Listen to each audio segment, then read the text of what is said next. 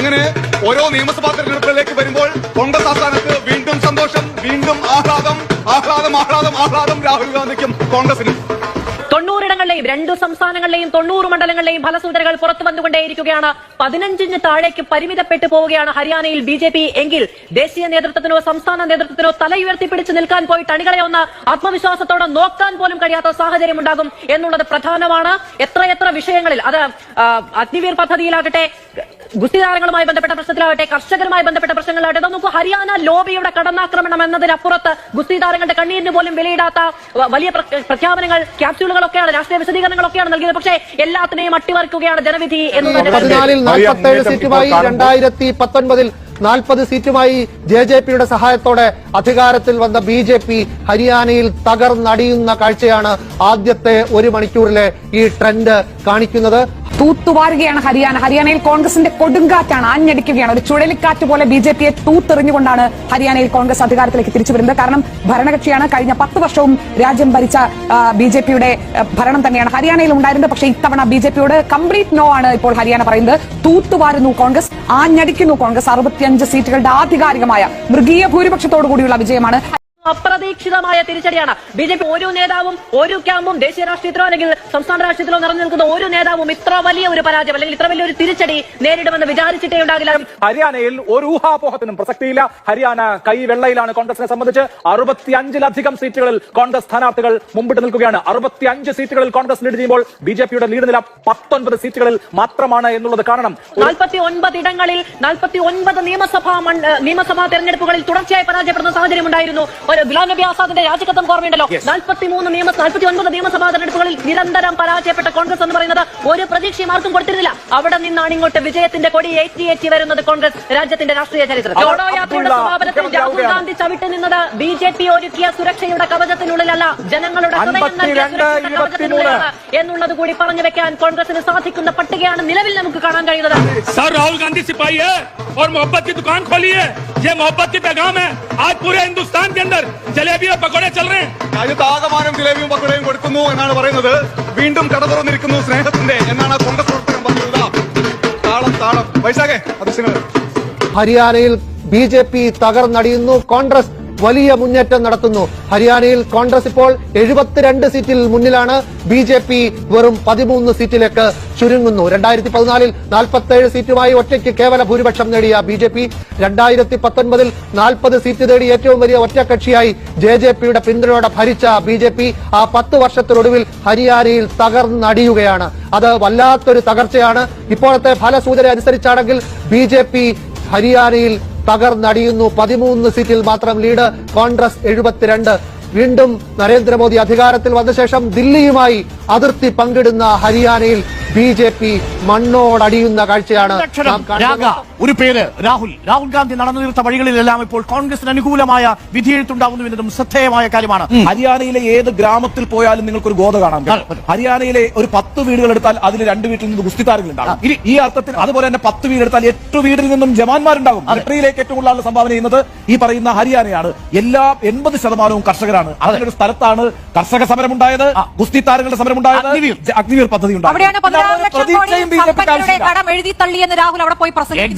അഗ്നിവീറിൽ വെന്തു വെണ്ണീറാവുന്ന BJP ആണ് പ്രേക്ഷകർ ഹരിയാനയിൽ കണ്ടുകൊണ്ടിരിക്കുന്നത്. കർഷക രോഷത്തിൽ ആടിയുലഞ്ഞു പോകുന്ന ക്യാപ്റ്റനെയും കപ്പിത്താനെയുമാണ് ഹരിയാനയിൽ കണ്ടുകൊണ്ടിരിക്കുന്നത്. ഒരു പ്രേക്ഷകൻ പറയുന്നു, പപ്പു എന്ന് വിളിച്ചവരെ കൊണ്ട് രാഗ എന്ന് വിളിപ്പിച്ചവൻ, അവന്റെ പേര് രാഹുൽ, രാജീവിന്റെ മോൻ, ലീഗൽ കില്ലർ രാഗ. എന്നാൽ ഹരിയാനയിലെ ഗോദയിൽ BJPയെ മലർത്തിയടിച്ചുകൊണ്ട് കോൺഗ്രസ് വലിയ മുന്നേറ്റം നടത്തിയിരിക്കുന്നു എന്നുള്ളതിൽ ഒരു സംശയവും ഇനി ആക്കുമില്ല. 65 സീറ്റ്, ആകെ 90 സീറ്റ് ഉള്ളതിൽ 65 സീറ്റിലും ആ പാർട്ടി, കോൺഗ്രസ് പാർട്ടി ലീഡ് നേടിക്കഴിഞ്ഞു എന്ന് പറഞ്ഞാൽ അവർക്ക് BJPക്ക് ഇനി അവരെ പിടിച്ചെഴുന്നേൽപ്പിച്ചാൽ പോലും എഴുന്നേൽപ്പിക്കാൻ പറ്റാത്ത തരത്തിൽ വീണ് കിടക്കുകയാണ് ഹരിയാനയിൽ BJP. 19 സീറ്റിൽ മാത്രമാണ് അവർക്ക് ലീഡ് നേടാൻ കഴിയുന്നത്. വാശിയേറിയ പോരാട്ടമാണ്. മഹാരാഷ്ട്ര ഇന്ത്യയിലെ ഏറ്റവും വലിയ സംസ്ഥാനങ്ങളിലൊന്നാണ് അവിടെ നടക്കാൻ പോകുന്നത്. അവിടെ നടക്കാൻ പോകുന്ന തിരഞ്ഞെടുപ്പിന്റെ ഒരു സെമി ഫൈനലായിരുന്നു ഹരിയാനയിൽ നടന്നത്. കുഞ്ഞു സംസ്ഥാനമായി ഹരിയാനയിൽ നടന്നതെങ്കിൽ ആ സെമി ഫൈനലിൽ കോൺഗ്രസിന്റെ പ്രകടനം മികച്ചതാണ്. ഇന്ത്യയിലെ ജനങ്ങൾക്ക് കൃത്യമായിട്ടുള്ള ബോധ്യമുണ്ട് ആർക്ക് വോട്ട് ചെയ്യണം, എന്തിന് വോട്ട് ചെയ്യണം ചെയ്യണം, എന്തിനെതിരായി, അത് വളരെ എന്തിനനുകൂലമായി കൃത്യമാണ്, വോട്ട് ചെയ്യണം. ഹരിയാനയിൽ ഇനി എനിക്ക് തോന്നുന്നു ഹരിയാനയെ കുറിച്ച് ഇനി പറയേണ്ട കാര്യം പോലും ഇല്ല. 90 സീറ്റിൽ 65 ഇടത്തിൽ ലീഡ് നേടിക്കഴിഞ്ഞ കോൺഗ്രസ് പാർട്ടി എന്തായാലും അവിടെ സർക്കാർ രൂപീകരിക്കാൻ പോവുകയാണ്. ഹരിയാന തൂത്തുവാരുന്നു. ഹരിയാനയിൽ കോൺഗ്രസിന്റെ ചുഴലിക്കാറ്റ് ആഞ്ഞടിക്കുന്നു. ഇനിയും ബിജെപിയുടെ ഏതൊക്കെ അധികായർ അതിൽ തളർന്നു വീഴും എന്ന് നമുക്ക് അറിഞ്ഞുകൂടാ. ബിജെപി ആസാർ നോക്കുക, ഒരു കുഞ്ഞുമില്ല, ഒരു പൂച്ചക്കുഞ്ഞു പോലും ഇല്ല. ശോകമുഖം. രാജ്യത്തെ കാറ്റ് മാറി വീശുന്നുണ്ടോ? രാജ്യത്തെ സ്വിംഗ് മാറുകയാണോ? സിംപിളി പറഞ്ഞാൽ താമരത്തണ്ട് ഒടിഞ്ഞു പോയി. താമരയ്ക്ക് തണ്ടുവീക്കം. എസ് കെ നമ്മുടെ മോദി ബിജെപിയുടെ കട ഹരിയാനയിൽ അവിടെ മുക്കിലും മൂലയിലും ചെറിയ സ്ഥലങ്ങളിൽ ഒക്കെ കൊണ്ട് സ്നേഹത്തിന്റെ കട തുറക്കാൻ രാഹുൽ ഗാന്ധി 69 ഇങ്ങനെ കട തുറക്കാൻ തുടങ്ങിയ വല്ല അവസാനമുണ്ടോ? നമുക്കൊരു 4 കട തന്നിരുന്ന് തുറക്കാമായിരുന്നു. എന്തായാലും കോൺഗ്രസ് ഉയർത്തെഴുന്നേറ്റു. ഇനിയിപ്പോ ഒരു വർദ്ധിത വീര്യത്തിനൊരു വരവ് വരും രാഹുൽ ഗാന്ധി. മഹാരാഷ്ട്രയും ജാർഖണ്ഡും പോലെയുള്ള അതിന്റെ കൂടെയാണ് നമ്മുടെ മാത്രമല്ല രാഹുൽ ഗാന്ധി എഴുതി തള്ളിയ ആളുകൾക്ക് പിഴവ് പറ്റിയെന്ന് തെളിയിച്ചോണ്ടിരിക്കുക. ഉറപ്പായും ഹരിയാനയിൽ അവിടെ ഈ പറഞ്ഞ കർഷക വിരുദ്ധ പ്രശ്നങ്ങൾ, അവിടെ ഗുസ്തിത്താരങ്ങൾക്കെതിരായ പ്രശ്നങ്ങൾ, അവിടെ ജോലിയില്ലാതെ കട്ട കടിക്കുന്ന പാവം യുവാക്കളുടെ പ്രശ്നങ്ങൾ, ശബ്ദം അല്പം അടയുന്നതായിട്ട് തോന്നുന്നു. അപ്പൊ ഈ പ്രശ്നങ്ങളൊക്കെ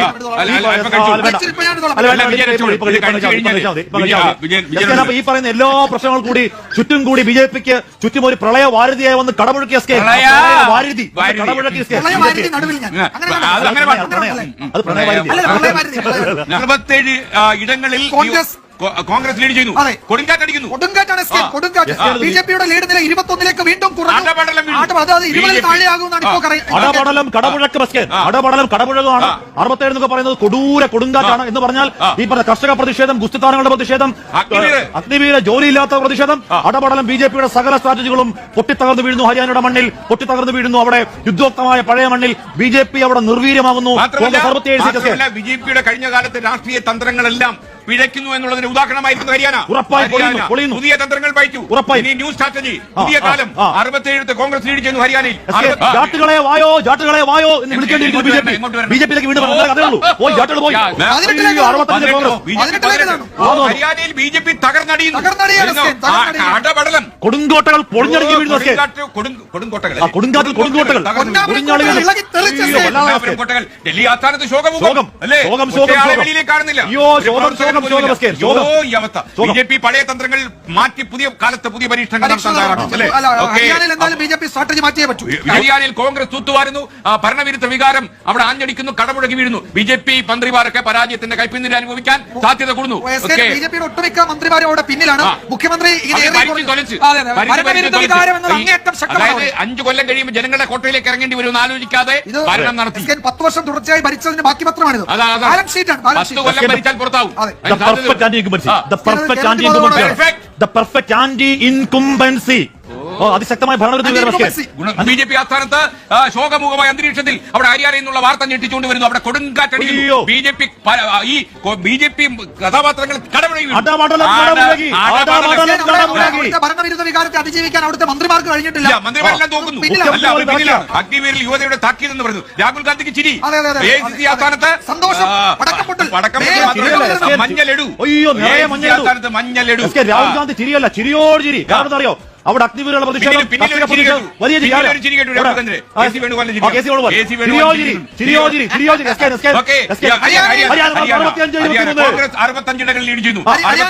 ഹരിയാനയിൽ സർക്കാർ രൂപീകരിക്കുമെന്ന് കോൺഗ്രസ് പ്രഖ്യാപിച്ചു കഴിഞ്ഞു.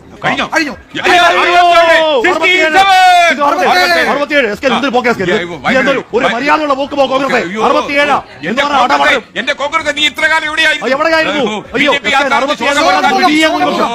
ബിജെപി ആസ്ഥാനത്ത് ശോകം വരുത്താൻ വേണ്ടി നീ എവിടെയായിരുന്നു? ഒരു മര്യാദയില്ലാത്ത ബിജെപി ആസ്ഥാനം തെരാതെ കേട്ട സ്കേൻ. അവിടെ സംഘഭൂമിയെ കണ്ണീർ കടലാവുന്ന സ്കേൻ. അവിടെ ബിജെപി ആസ്ഥാനം ശോകമൂകം, ആദ്രം ദയാരഹിതം, വല്ലാതായി എന്ന് പറഞ്ഞു കഴിഞ്ഞാൽ കോൺഗ്രസിന്റെ രാഷ്ട്രീയ ഗോതയിൽ കോൺഗ്രസ് വളർത്തിയടിച്ചു. ഹരിയാനയിൽ മലർത്തി കമഴ്ത്തി അടിക്കാവുന്ന പൊസിഷൻ അടിയോടെ തുടങ്ങി. ഇപ്പൊ 9:31 1.5 മണിക്കൂർ ആകുമ്പോഴേക്കും വരുന്ന ഫലസൂചന അത് കൃത്യമായ ട്രെൻഡാണ്. ഇനി ഒരു അട്ടിമറി എന്തായാലും ഇല്ല. ഇനിയിപ്പോ 5 10 അങ്ങോട്ട് മാറുന്നല്ലാതെ ഹരിയാനയിൽ ഹൂഡയുടെ പരമാധിപത്യം, ഹരിയാനയിൽ ഹൂഡയുടെ സമഗ്രാധിപത്യം, ഹൂഡയുടെ ദങ്കലിൽ കൂടെയുടെ റെസ്ലിംഗ് റിംഗിൽ BJP മൂക്കുകുത്തി വീഴുന്ന കാഴ്ച ഹരിയാനയിൽ കാണുന്ന 24 സീറ്റിലേക്ക് അതിദയനീയമാവണ്ണം പതറ്റിക്കായി താഴേക്ക് വീഴുന്ന BJP. അയ്യോ, ഹരിയാനയുടെ ചരിത്രത്തിൽ BJP ഏറ്റവും കുറഞ്ഞ സീറ്റിലേക്ക് ഒതുങ്ങുന്നു എന്ന സംശയം ഇവിടെയുണ്ട്.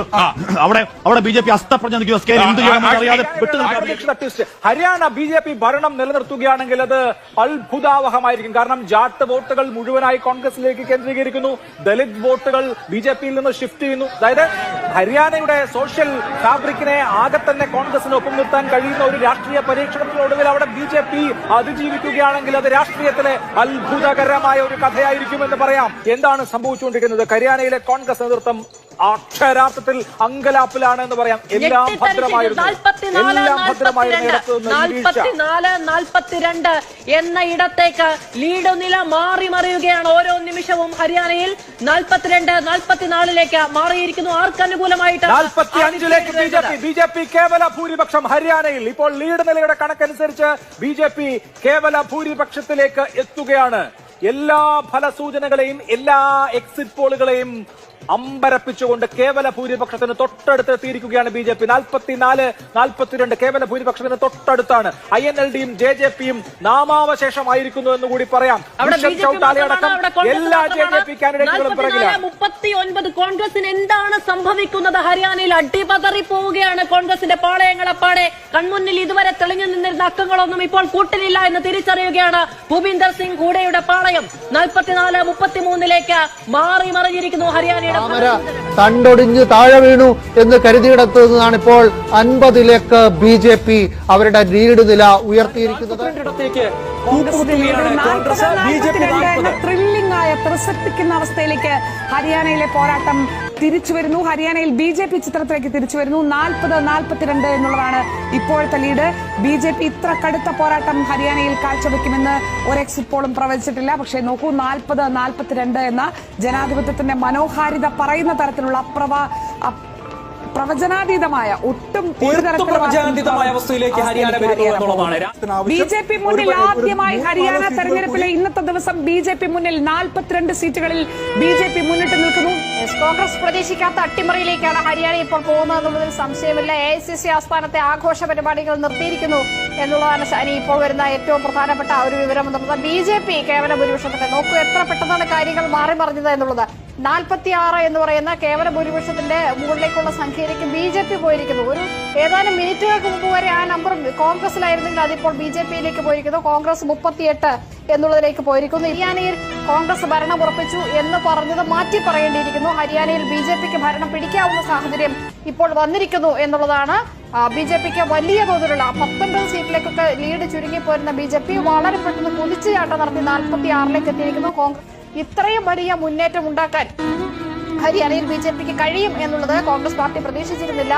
ഒരുപക്ഷെ BJP പോലും പ്രതീക്ഷിച്ചിരുന്നു എന്നുള്ളത് സംശയമാണ്. ഹരിയാനയിൽ അവിശ്വസനീയമാവണ്ണം തിരിച്ചു വരുന്ന BJP. ഹരിയാനയിൽ നമ്മൾ പറഞ്ഞ വാക്കുകളൊക്കെ വിഴുകേണ്ടി വരുമോ? പടലമൊക്കെ വഴിയിലോട്ട് തള്ളി മാറ്റി. ഹരിയാന 42. ഹരിയാനയിൽ ആദ്യമായി BJP മുന്നിൽ. ഹരിയാനയിൽ ആദ്യം BJP മുന്നിൽ. മുഖ്യമന്ത്രി എന്ന BJP സംസ്ഥാന അധ്യക്ഷന്റെ റിയാക്ഷൻ വന്നിട്ടുണ്ട് ഹരിയാനയിൽ. അപ്പൊ അവിടെ ഏതാണ്ട് ഉറപ്പായി. അങ്ങനെ അവർ കരുതുന്നുണ്ടോ? വീട്ടിൽ പോയി കൂടെ മടങ്ങി വരുമെന്ന് അറിയില്ല. അപ്പൊ നമ്മള് ഈ ട്വിസ്റ്റ് എന്ന് പറയുന്നത് അങ്ങനത്തെ ഒരു സ്റ്റേറ്റ് ആയി മാറി ഹരിയാന. അതെ, ഇത്രയും വലിയ ട്വിസ്റ്റ് നമ്മൾ പ്രതീക്ഷിച്ചില്ല അല്ലേ? ട്വിസ്റ്റോടെ മാത്രമല്ല മറ്റേ ഹാഷ്മി ആംബുലൻസ് വേണ്ടി വരുമെന്ന് ചോദിക്കുന്നുണ്ട്. പിന്നെയും പിന്നെ അവിടെ KC വേണുപോലെ അങ്ങോട്ടൊന്ന് പോയി. അവിടെ KC വേണുപോലെ അനക്കമില്ലോ പോയി. അപ്പോഴത്തേക്ക് അവിടെ ഇറങ്ങുമ്പോഴേക്കും ഭരണം പോയ കാര്യം അറിയോ? അറിഞ്ഞില്ല. എന്തായാലും SKN 49-35 എന്ന അവസ്ഥയിൽ നിൽക്കുകയാണ്. വളരെ ദുഃഖകരമായ വാർത്ത കൂടി പ്രേക്ഷകരെ അറിയിക്കുന്നു. AICC ആസ്ഥാനത്ത് ആഘോഷം നിർത്തിവെച്ചു. AICC ആസ്ഥാനം ദുഃഖഭരിതം. രാവിലെ ഇറങ്ങി കൽക്കണ്ടുമായിട്ട് പ്രശ്നമാക്കിയില്ലേ? ആഘോഷത്തിന് മങ്ങൽ.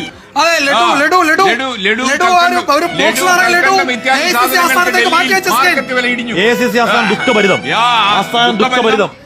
BJP ആസ്ഥാനത്തിൽ തിളക്കം. അതെ. AICC ആസ്ഥാനത്ത് പോകാം.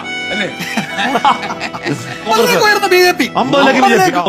ഒരു കലാവസരം ഉണ്ടായിരുന്നു. ഇതിനൊക്കെ അതിജീവിച്ച ഇതിനൊക്കെ മറികടന്ന് BJP വീണ്ടും അധികാരത്തിലേക്ക് യൂട്യൂബിൽ ആശ്മിയുടെ കാറ്റ് പോയോ? പോയിട്ടില്ല. നമ്മൾ അടച്ചു വെച്ചിരിക്കുക. പോയിട്ടില്ല. പോയ ചരിത്രം കേട്ടിട്ടില്ല. നോക്കൂ, ഈ പറയുന്ന കർഷക പ്രതിഷേധം, ഈ പറയുന്ന ഗുസ്തിത്താരങ്ങളുടെ പ്രതിഷേധം, ഈ പറയുന്ന ജാട്ട് വോട്ടുകൾ കൂട്ടത്തോടെ പോകുന്നു, എക്സിറ്റ് പോളുകൾ കൊടുക്കുന്ന ആത്മവിശ്വാസം, ഇതിനൊക്കെ അതിജീവിച്ചുകൊണ്ട് ഹരിയാനയുടെ കൈവിട്ടുകൊണ്ട് വീണ്ടും ഒരിക്കൽ കൂടി ഒരു തവണ കൂടി അവിടെ താമര വാഴ്ചയ്ക്കാണ് ഹരിയാന പറയുന്നതെങ്കിൽ തുടർന്നാൽ തന്നെ ഹിസ്റ്ററി. ഹരിയാനയിൽ ട്വിസ്റ്റ്,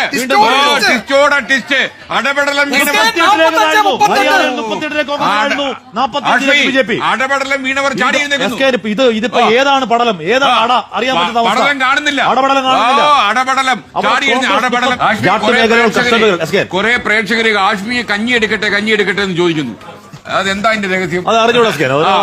അതുപോലെ മേഖലകൾ പതിവ് പോലെ BJP കീഴടക്കിയിരിക്കുന്നു എന്നുള്ളതാണ്. എല്ലാ തിരഞ്ഞെടുപ്പുകളിലും നഗര വോട്ടർമാർ BJP പിന്തുണയ്ക്കുന്ന അതേ ട്രെൻഡ് ഇക്കുറിയും തുടരുന്നു. പക്ഷെ അത്ഭുതകരമായത് ജാട്ട് മേഖലകളിൽ കോൺഗ്രസിനേക്കാൾ BJPക്ക് കൂടുതൽ സീറ്റുകൾ കിട്ടുന്ന സ്ഥിതിവിശേഷം ഉണ്ടാവുന്നു. ഭൂപീന്ദർ ഹൂഡയെ ഇറക്കി പരീക്ഷിച്ചിട്ടും ജാട്ട് മേഖലകളിൽ BJP കർഷക രോഷത്തെ അതിജീവിച്ചുകൊണ്ട് ജാട്ട് മേഖലകളിൽ BJP മേധാവിത്വം നേടുന്നു എന്നതാണ് ഏറ്റവും പ്രധാനപ്പെട്ട കാര്യം. ദളിത് മേഖലകളിലും OBC മേഖലകളിലും അടക്കം BJPക്ക് വലിയ പരിക്കുണ്ടാവുന്നില്ല എന്നതും ശ്രദ്ധേയം. അതേസമയം നഗര വോട്ടുകൾ പൂർണ്ണമായും BJPക്ക് നിലനിർത്താനും സാധിച്ചതോടുകൂടിയാണ് ഹരിയാനയിൽ വ്യത്യസ്തമായൊരു പാറ്റേൺ ഒരുങ്ങിയത്. ഹരിയാനയിൽ എന്തും സംഭവിക്കാം എന്ന നിലയിൽ നിന്ന് BJP ഏറെക്കുറെ നില മെച്ചപ്പെടുത്തി സ്ഥിരതയാർന്ന പ്രകടനം 49ലേക്ക് വന്നു. 49 അവരുടെ ടാലിയുടെ അവരുടെ ചരിത്രത്തിലെ ഏറ്റവും വലിയ ടാലിയിലേക്കാണ് അവർ എത്തിയത്. 2014 അവർക്ക് 47 സീറ്റായിരുന്നു. 2019 അവർക്ക് 40 സീറ്റായിരുന്നു. 2024 ആകുമ്പോൾ 49 സീറ്റ് എന്ന് പറയുന്ന ഇതിലേക്ക് വരുന്നു എന്ന് പറഞ്ഞാൽ ചെറിയ മാറ്റമല്ല. അതാണ് ഞാൻ ആവർത്തിച്ച് വിശദീകരിക്കുന്നത്. 10 വർഷം അധികാരത്തിൽ നിന്നൊരു സർക്കാർ അതിനുശേഷം നടക്കുന്ന തെരഞ്ഞെടുപ്പിൽ അവരുടെ ടാലി വർദ്ധിപ്പിക്കുക എന്ന് പറഞ്ഞാൽ ഒരു ആന്റി ഇൻകംബൻസിയും ഇല്ല എന്നുള്ളതാണ്, സർക്കാർ വിരുദ്ധ തരംഗമില്ല എന്നുള്ളതാണ്. BJPക്കൊപ്പമാണ് ഹരിയാന എന്ന് പ്രഖ്യാപിക്കുന്ന ഒരു തെരഞ്ഞെടുപ്പാണോ ഈ നടന്നത് എന്നുള്ളത് അടുത്ത അരമണിക്കൂറിനുള്ളിൽ നമുക്ക് തിരിച്ചറിയാൻ. 10 വർഷം ഭരിക്കുന്ന ഒരു സർക്കാർ അഭിമുഖീകരിക്കുന്ന സർക്കാർ വിരുദ്ധ തരംഗം 1, 2 അവിടുത്തെ അൺഎംപ്ലോയ്മെന്റ് അടക്കമുള്ള പ്രശ്നങ്ങൾ, കർഷക പ്രശ്നങ്ങൾ, ഇതെല്ലാം അതാണ് ഞാൻ പറഞ്ഞുകൊണ്ടിരിക്കുന്നത്. കോൺഗ്രസിന് വലിയ മുന്നേറ്റം നടത്താൻ പറ്റുന്ന എല്ലാ രാഷ്ട്രീയ സാഹചര്യങ്ങളും, അനുകൂലമായ രാഷ്ട്രീയ സാഹചര്യങ്ങളും ഉള്ള ഒരു തെരഞ്ഞെടുപ്പായിരുന്നു ഹരിയാനയിൽ നടന്നത്. അത് തങ്ങൾക്ക് അനുകൂലമാക്കാൻ BJPക്ക് കഴിഞ്ഞിട്ടുണ്ടെങ്കിൽ BJPയുടെ പോൾ മാനേജേഴ്സിന്റെ വിജയം എന്ന് പറയുന്നത് ചെറുതായി കാണണ്ട. കാരണം അവർ ഒഴുക്കിനെതിരെയാണ് തുഴഞ്ഞത് എന്ന കാര്യത്തിൽ ഒരു തർക്കവുമില്ല. ഒരു അനുകൂല ഘടകവും അവിടെ BJPക്ക് ഉണ്ടായിരുന്നില്ല. എന്നാൽ പ്രതികൂല ഘടകങ്ങൾ ഒട്ടേറെ ആയിരുന്നു താനും. ആ സാഹചര്യത്തിൽ ഇതുവരെ BJP ഉണ്ടാക്കിയിട്ടുള്ളതിനേക്കാൾ വലിയ നേട്ടം അവിടെ BJPക്ക് ഉണ്ടാക്കാൻ കഴിഞ്ഞിട്ടുണ്ടെങ്കിൽ അതൊരു ചെറിയ വിജയമല്ല. ആ വിജയം ദേശീയ രാഷ്ട്രീയത്തിൽ വലിയ പ്രകമ്പനങ്ങൾ ഉണ്ടാക്കുമെന്ന കാര്യത്തിൽ സംശയമില്ല. അത് പോകും. ഹരിയാനയിൽ BJP വിജയിച്ചു വരികയും കോൺഗ്രസ് തോൽക്കുകയും ചെയ്തു കഴിഞ്ഞാൽ നോക്കൂ, ഹരിയാന എന്ന് പറയുന്ന ഒരു ടെസ്റ്റ് ഡോസ് ആയിരുന്നു. അവിടെ BJPയും കോൺഗ്രസും ഡയറക്റ്റായിട്ട് ഫൈറ്റ് ചെയ്ത മത്സരമാണ്. നേരിട്ട് മത്സരിച്ച ഒരു തെരഞ്ഞെടുപ്പാണ്. അവിടെ BJP കോൺഗ്രസിനെ പരാജയപ്പെടുത്തുന്നുവെങ്കിൽ ദേശീയ രാഷ്ട്രീയത്തിൽ പിന്നെ രാഹുൽ ഗാന്ധിക്ക് കുറെ കാര്യങ്ങളിനകത്ത് മറുപടി പറയേണ്ടി വരും. ദേശീയ രാഷ്ട്രീയത്തിൽ ഇന്ത്യ മുന്നണിയിൽ ചില കാര്യങ്ങളൊക്കെ സംഭവിക്കും. അതേസമയം നരേന്ദ്രമോദി നല്ല ഒന്നാന്തരം ചിരിയുമായി ഇനി പാർലമെന്റ് സമ്മേളനത്തിലേക്ക് വരും. വേണമെങ്കിൽ ഇന്ന് വൈകുന്നേരം തന്നെ നരേന്ദ്രമോദി BJP ഹെഡ്ക്വാർട്ടേഴ്സിൽ വന്നിട്ട് രാജ്യത്തെ അഭിസംബോധന ചെയ്യും.